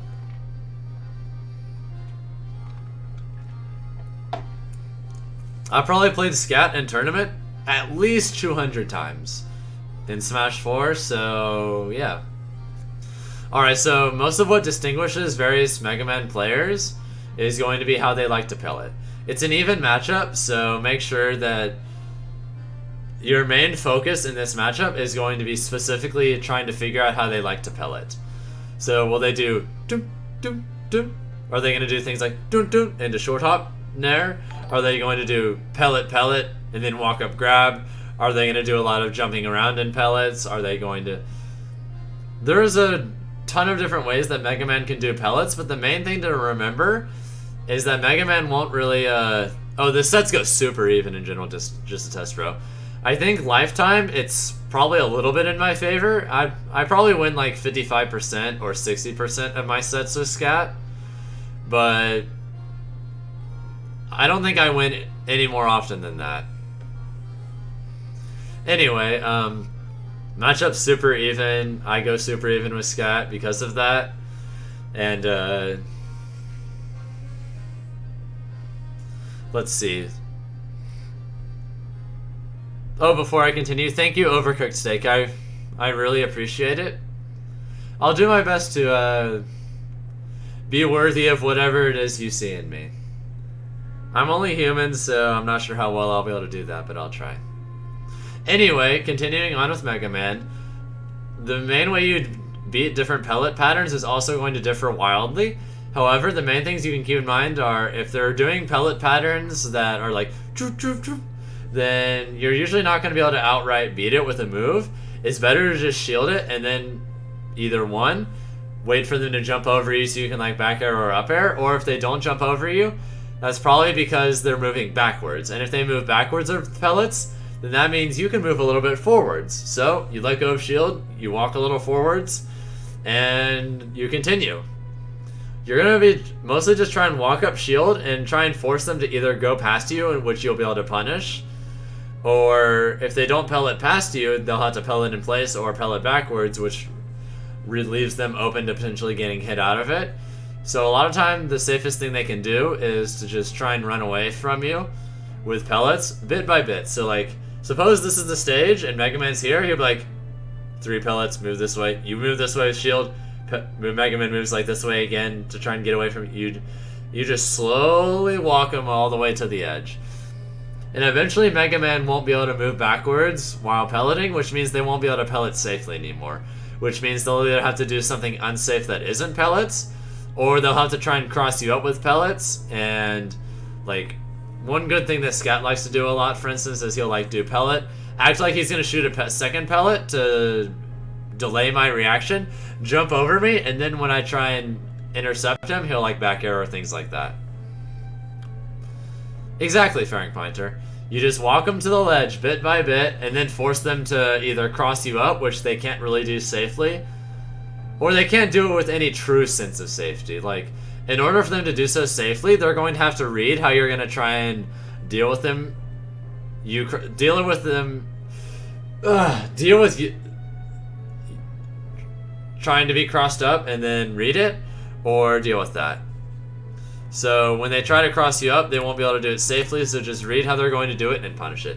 The main ways you can distinguish them is they're going to do like pellet into no pellet so that they can like do falling back air past you, or they'll do like pellet jump past you into another pellet, or maybe like up air, cross up air in your shield. Or another thing they might do is like pellet jump, act like they're going to cross you up and then land in front of you and empty hop grab, things like that. So for the most part, you just want to figure out how they're going to do that, read that, and then just punish them. Because you can combo Mega Man extremely hard. You can edge guard them pretty solidly. But neutral game is mostly just going to be figuring out the repellent patterns and then forcing them to move backwards. Or if they don't move backwards, punish them for not moving backwards. And then when they are moving backwards, you just walk them to the ledge, force them to try and cross you up, and then try and guess how they're going to try and do that, and then just punish them for it. That about sums up neutral. If they do up air on your shield, you usually just want to roll away. Don't let go of shield. Don't try and challenge it, and don't do any other options. Just roll. Get out of there. Don't worry about it. Because if you roll towards them, they'll be able to like grab you or something. If you roll away, Mega Man's lackluster run speed means he won't be able to catch you unless he starts running at the exact moment you start running. So it's better to just, if they up air on your shield, just immediately roll away from them as soon as you can. Just get out of there, don't worry about it. Space back airs on shield you won't really be able to do anything about either, but all of their landing aerials that aren't on your shield you'll be able to punish because you're fast, and Mega Man doesn't have enough Mega Man doesn't land fast enough to get away from that, so Mega Man's really only going to be able to land safely against Falcon when they land like in your face, because they'll be able to do like up air or back airs. But as long as they don't land with some kind of aerial on your shield or on you, their landings are extremely unsafe, which means you can just go to town with dash attacks and up airs and things like that. The other main landing option is most Mega Mans at this point in the metagame are going to be smart enough to just, if you have them at disadvantage, they're not going to worry about things. They're just going to up B and then leave shield. It's very hard for you to contest this, so if they're landing with it and they're not at kill percents, you just want to try and up air through it and mash up air on your control stick. That way, if your up air trades with one of the leaf hitboxes, you might be able to get out another up air before he lands and hit him anyway. Just think of it as if the hitboxes are clanking, and then you can immediately act out of it. So you kind of want to mash a lot of up airs against that. However, if they're at kill percents, you want to try and read the exact position they're going to land with Leaf Shield, and then just run away, pivot, forward smash. Forward smash outranges Leaf Shield, and as long as you predict exactly where they're going to land, you can position yourself to where you can outspace Leaf Shield and then smack them with forward smash and kill them. Oh, it's definitely an even matchup, just a test, bro. Also, ban Battlefield against Mega Man, even though you like Dreamland against Mega Man, just because you don't want them to pick Battlefield, just because they'll live way too long. Otherwise, a lot of what you're going to be doing offstage against Mega Man is to edgeguard him. You won't really be able to do much to edgeguard him at earlier percents in most cases. Unless you read they're going to like shoot too many pellets and you like run off. You can do run off down air, you can do run off footstool if you think they're going to try and recover super low, which is fairly safe. Otherwise, I don't recommend going for run off down air unless you have a hard read on something. Otherwise, if you think they're going to, if you have an idea that they're going to recover super low, but you're not entirely sure, you can do run off footstool into immediate double jump, so that even if you don't hit them, you'll be able to double jump and B and land on the ledge at pretty much the exact same time they do, which means they won't be able to like ledge trap you or force a reversal out of it. Otherwise, Mega Man will just have to move forward like that and try and get back on stage otherwise. However, if you can get Mega Man pretty far off stage, and he's at high percents, the main way you want to edgeguard him is you want to stay slightly below Mega Man and just try and threaten back airs if they're going to up B into the ledge, so that you can try and force them to up B either high, which you can on reaction reverse up B, or if they're going to recover with up B at the last possible moment, you just reverse up B that too. So what you do is you'll short hop air dodge to jump off the ledge or off the stage and under the ledge, and then just reverse up B when they're forced to up B. You grab them, you send them back out, and you rinse repeat until they die. That's literally how you're going to do it. There are a lot of prominent sets against Scat, Peepnut, for friendlies with Kameme and playing with Smasher 1001 and other top Megamans, where a lot of the time when I kill them off stage, I just knock them far off stage and I don't flat out kill them. I just reverse up B them over and over and over again because of their inability to deal with that option at a high percent, until eventually they just can't get back on stage because I've sent them out too far, or they die at like 150 or something because I upbeat them. A lot of the time you just upbeat them into oblivion over and over again. Thank you, Socks the Ferret, for following the stream, by the way. Next up for dealing with offstage stuff, regarding a lot of Mega Man's combo game, you mostly want to focus on not getting hit by... If they have Mega Metal Blade, you don't want to challenge a lot of their stuff on shield, because they'll be able to do the footstool lock and kill you at basically every percent if they feel like it. If they don't have Metal Blade, you can go more aggressively for various things and try to like do fastball up air into jabs or things like that.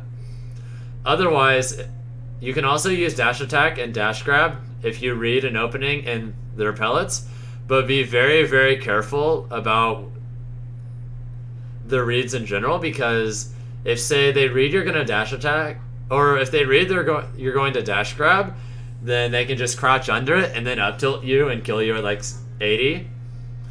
And if they read that you're going to dash attack, they can just shield into up tilt. So a lot of times if they realize that there's an opening and you're about to dash grab or dash attack, it can become a 50-50 between them crouching the grab or shielding the attack. So if you think there's any chance that they might do that, you might not want to force the 50-50 unless you're at a percentage to where you won't get flat out killed because they don't have Metal Blade combos. You won't get flat out killed by up tilt, and at the same time, they won't combo you hard enough to make it bad. Because a lot of times if Mega Man's going to combo you and it's not just like a footstool combo, it's not going to deal anywhere near as much damage as a combo on Mega Man from Falcon will deal, and you can also keep them in disadvantage better. So, provided they aren't in one of those two situations where they'll be able to flat out kill you for guessing wrong in the 50-50, it's usually worth going for it. Just try to be cognizant of which one they think you're going to do, and then just do the other one. If they crouch, you dash attack. If they shield, you grab, obviously. But you're not really going to be able to do it on reaction the vast majority of the time because of how small most of your openings against the character are going to be. So just make sure to be patient, and when you think that they're going to do that, just make sure to try and stay ahead of the mental game, but only if you're not going to flat out die for missing.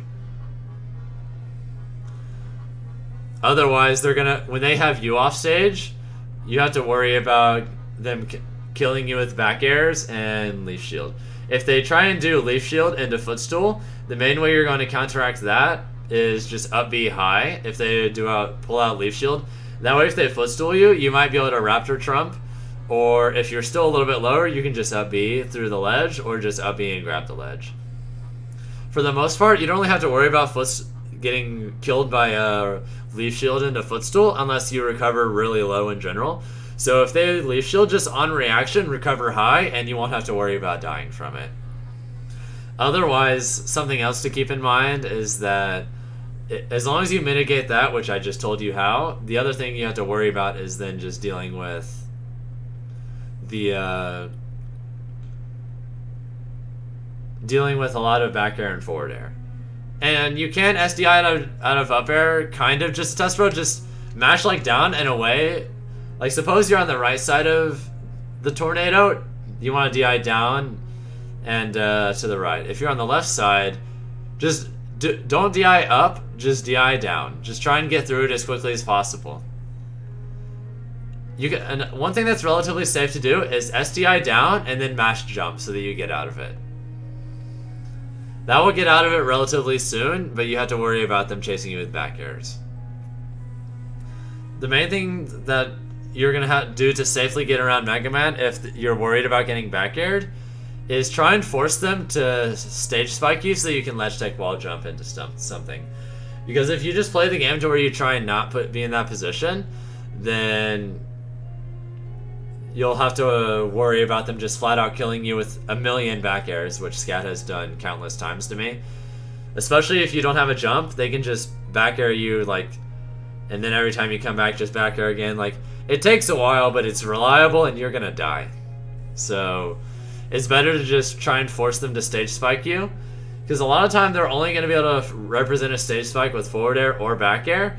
So, yeah, you have to make sure that you're on top of your timings, but if you think they're gonna forward air, you tech super early based on their position. And if they can only hit you with back air in that situation, then you just delay your tech a bit. So you just want to try and force that, but good Megamans will try and keep that situation from happening in the first place. And so they'll be a lot more aggressive to try and keep you from being able to make that decision. So if they do that to where they come after you a lot more crazy off stage, then you want to try and focus on hitting them out of something with, like, the safest thing you can do is up air, so just doing like double jump up air, and you should be fine.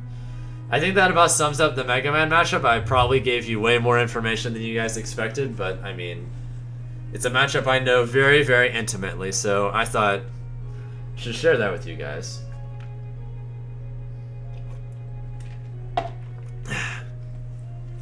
Next up is Ness.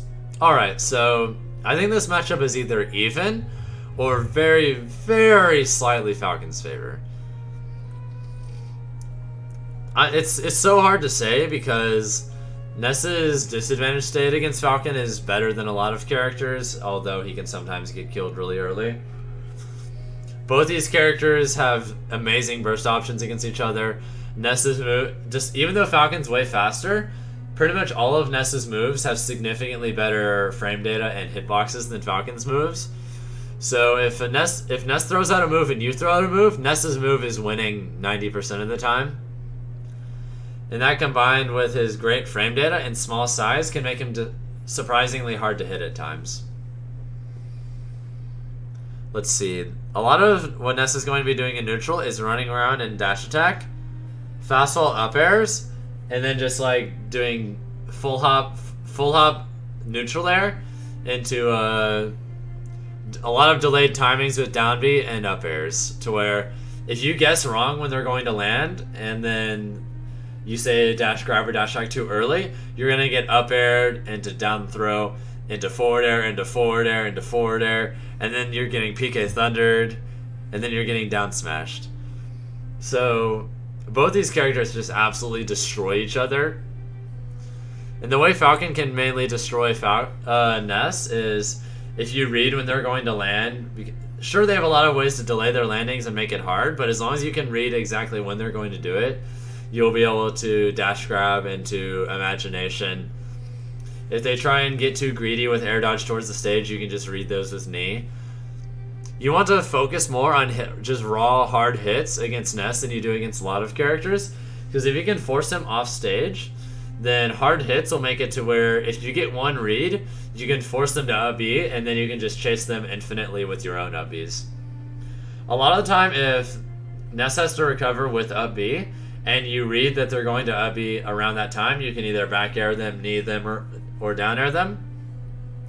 Or if they're a little bit farther away and they're trying to say snap the ledge, you can down air them pretty reliably.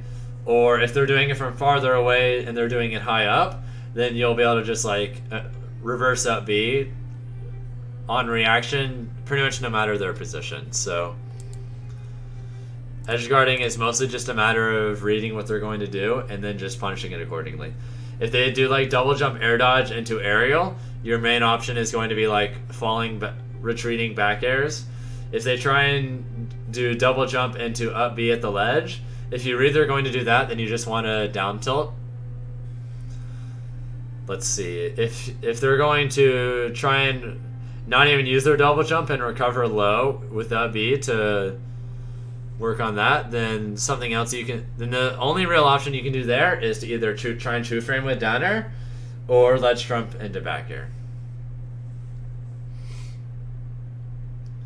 Either way,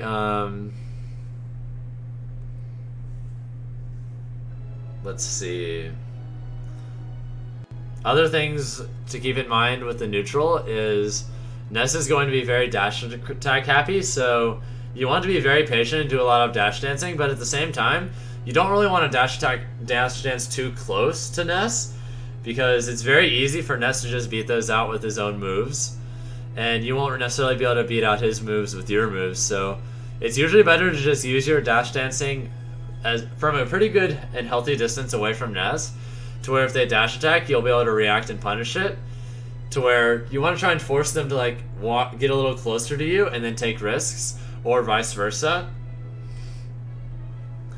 Because a lot of the time, neither character can effectively push advantage on the other character in neutral. So a lot of the time, they don't really want to move forward and you don't really want to move forward.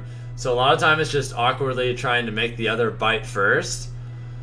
And Ness can do it with better range, but you can do it with your speed. Let's see. Ness can kill you off of raw hits significantly easier than you can kill him, which is another reason I think the matchup is probably even.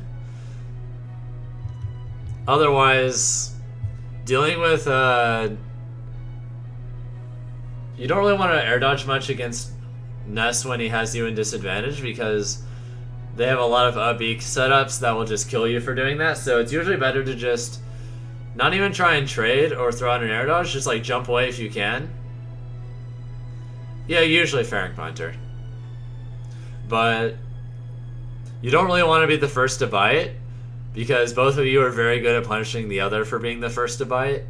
So only be the first to bite if you're absolutely certain of their position when you dash attack or dash grab or whatever, because both characters have really good burst range options. And otherwise, if you're in disadvantage, it's usually better to just jump away when you can. And if they're going to PK Thunder, just try and hit it with a hitbox rather than like air dodge or whatever, like knee or down air it. Or if it's coming from above, you can up air it. Otherwise, if they're going to try and up B you, like as an edge guarding thing, one of the best things you can do is try and get hit by up B when it's coming at you from this angle, or from this angle when you're recovering. Like suppose you're recovering this way, you want it to hit you when it's coming at you like this, that way it'll hit you like this. The reason for this being that it'll hit you straight towards Ness. Just DI it down so that you can do ledge tech wall jump into up B, and you can up B them before the end lag on their PK Thunder ends. So you'll be able to get back on stage and get them out of the way and basically trade with PK Thunder. And you'll win that trade too, so it's a relatively good one. However, smart Nesses are going to try and hit you with other angles, so just try and use your hitboxes to just hit PK Thunder when it's coming at you from those other angles. And if it's coming at you from that angle, get hit on purpose so you can ledge tech wall jump up B. Do it as quickly as you can, and you'll be able to get through that. As for dealing with down smash, there isn't really anything you can do to beat it. All you can do is, if you think they're going to wait to down smash, like suppose they're waiting for you to expend all of your resources and then up B, if they're going to try and down smash at the last possible moment because they think you're going to recover at the last possible moment, you just want to like jump on stage and up air them or up B through the ledge. Or if you think they're going to do it earlier, then just try and like stall your recovery just a little bit and then grab the ledge. You just want to mix up your up B and side B timings to make it as hard as possible for that to happen. Another thing you can do that makes this a little bit harder is if you have your double jump, try and Raptor Trump, and then you should be able to get away from a lot of down smash setups unless they time it absolutely immaculately. No, I'm talking about matchups. Either way, I think that about sums up Ness. On to the last matchup I'm going to talk about for the day is Lucas. Alright, so with Lucas, this matchup is either even or slightly Falcon's favor as well, funnily enough. I'll continue.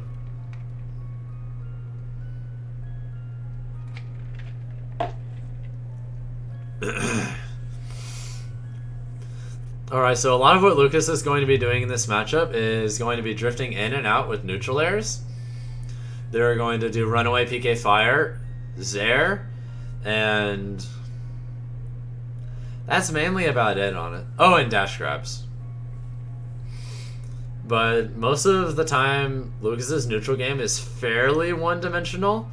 Most of what's going to make it effective against Falcon is if they can harass you with neutral airs on your shield, if they're good at crossing you up with it, there's not going to be much you can do about it the vast majority of the time. So it's usually better to just try and flat out hit neutral air with like your own neutral airs or back air if you can. You can also do upward angled forward tilt from the ground if you think they're going to jump towards you with it, and that works pretty well. Otherwise, if they're going to use more PK fires, since it forces them to go backwards, a lot of times the best thing you can do is to move forwards, shield it, and then just continue to walk forwards. Don't run towards them while doing it. Walk. That way, if they PK fire at any moment, you'll be able to react to it and then shield it. They keep pushing themselves backwards, so eventually they'll have to either come at you with Zairs and Nairs as a way of conditioning you to get grabbed in certain ways, or they'll just continue to PK fire and like ledge stall. But dealing with Zair, it's actually pretty unsafe on shield if they don't land with it. So there are two main ways to deal with Zair. If they do immediate Zair, you can shield it and then like jab or chase them down. So a lot of times they're not going to do this except as a mix-up. The more safe way to do it is to like land with Zair, which you won't really be able to punish, but at the same time, it won't really be able to lead to anything unless they hit you with it. If they get you with Zair at low percents, they'll be able to combo it into grab and then footstool combos, which is bleh. Footstool combos can deal an extremely large percentage of damage against you, so if you get grabbed, for the most part, against Lucas, DI away, but not just away, but DI towards the closest ledge. That way, when they footstool you, you'll go to the closest ledge, and then when they keep down throwing you, you can just keep doing it over and over again, force yourself off stage as soon as possible, and try and make it as hard as possible for them to do it as long as possible. Because good Lucas players can realistically do an 80% or more combo to you off of footstool resets. And no, that's not a joke, that's not an exaggeration, that's very realistic. Our local Lucas player, NovaPixel, has done 80% combos to me many times. It doesn't happen as much anymore, but it's still, he can do it, so just don't let that happen. Or at the very least, make it as hard as possible for them. Something else you can do to help with this is always ban FD against Lucas. Oh yeah, Faring Pinter, they can absolutely confirm kills off of footstools. So, like, I've seen NovaPixel true 0 to death lots of people with footstool combos with Lucas. And, otherwise, as long as you DI away and just try and make it to where when they do down air forward tilt resets, try and make it as hard as possible for them to cross you up. Otherwise, they'll be able to F tilt you back towards the stage and not towards the ledge, which will make it to where the combo lasts longer and you potentially die. So, grabs can be extremely damaging, and Lucas's grab game on Falcon is the reason that Falcon doesn't just destroy Lucas. But that's the main ways to deal with those things in neutral. Also with neutral air, Lucas's, you can SDI out of it pretty reliably if you get hit by it. So just SDI straight up and mash that stick violently, and you won't have to worry about a lot of nair follow-ups for the most part. If they space fair well on your shield, you also generally can't do anything about it, so it's usually just a reset. Because they don't have a way of pressing advantage there either. The only thing they can really do is they can go for a really risky dash grab if they want. However, while Lucas's footstool combos are significantly more reliable and common on you than vice versa, Falcon has a pretty damaging footstool combo game on Lucas as well. With Lucas, you can, if say you read that they're going to dash grab, you can short hop over it and do single hit neutral air and a footstool down air. If they're at 0, you can just F tilt them towards the ledge. And if they're at the ledge, you can then do fast fall up air into up tilt. And if they're not at the ledge, you can do fast fall, just do another fast fall neutral air into footstool down air, and then just do fast fall up air into footstool down airs over and over again until you can do footstool down air knee.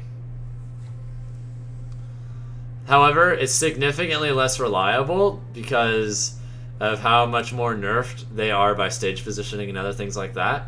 So a lot of times you want to try and ban FD and just force Lucas to take you to more platform-oriented stages so that you can negate his footstool combos. While you're negating your own at the same time, it's better to negate their combos and have yours negated as well, because theirs are significantly more reliable than yours in this particular matchup. So it's worth taking the hit because you hit them harder. Otherwise, you just want to figure out their movement patterns and then dash attack or dash grab per normal, and that's mainly it for neutral. Regarding offstage, you can't really edge guard Lucas that effectively. However, if you read when they're going to come up with a Zair, you can true frame them with down tilt and up tilt, which are obviously great, and then chase them with up B if they're not already dead. You can use weak knee off stage to try and stuff Zair, and then chase them with reverse up Bs and back air. But for the most part, you're not really going to edge guard Lucas that well.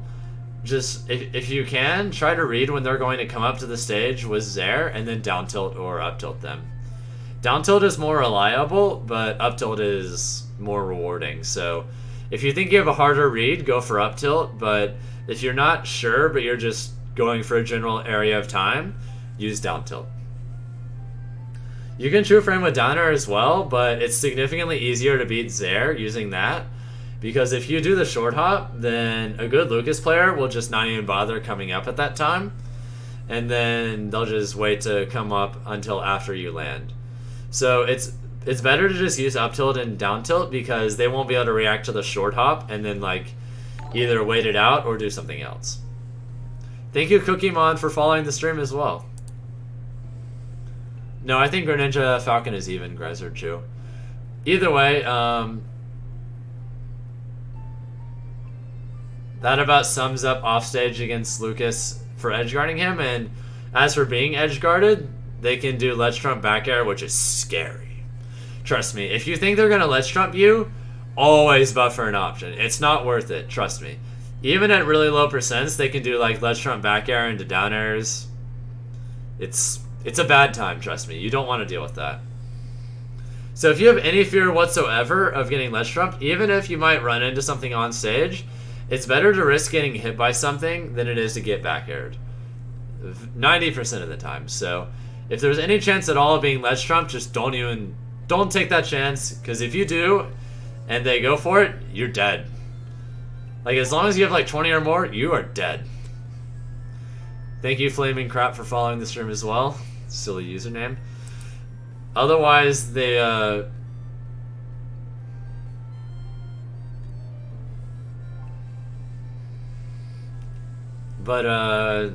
otherwise there's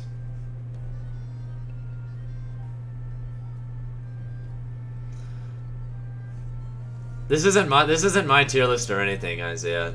I'm literally just using the official Smash 4, the most recent official Smash 4 tier list. This is not my opinion at all. Anyway, continuing on, the other things that Lucas will do is he'll come at you with back airs. He might come at you with down tilts, and they'll use like down smash and things like that. Otherwise, Lucas's offstage game is really not that scary against you otherwise.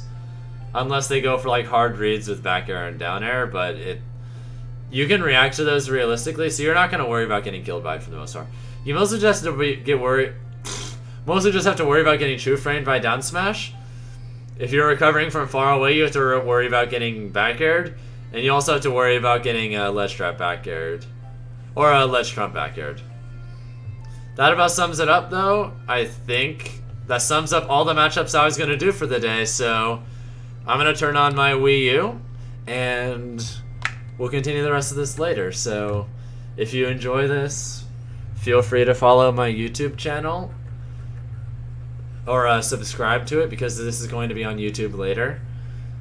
Subscribe if you like it if you like it, and please follow me on Twitter at Fatality Falcon, and also follow my stream at Fatality Falcon for this as well, because this will be on YouTube later. Hope you all enjoyed, and I'll go for the next time I continue this video series. Since I've gone by rows, I've started with S and A. I did B and C today. Next time I do this, I'll do D and E. So